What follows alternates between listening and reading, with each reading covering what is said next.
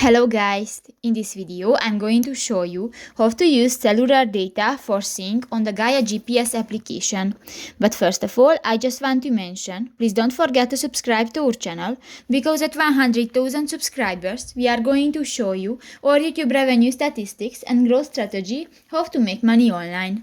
So let's jump into it. First of all, open the application on your device.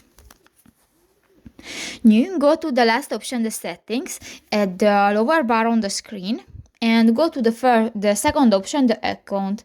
And here you can find the sync settings section, and go to the second option, the use cellular data for sync. And if you want to enable this function, just click to the next white circle.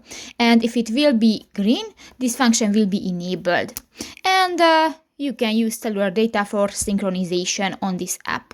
So that's pretty much it for this video, guys. See you in the next one. Bye bye.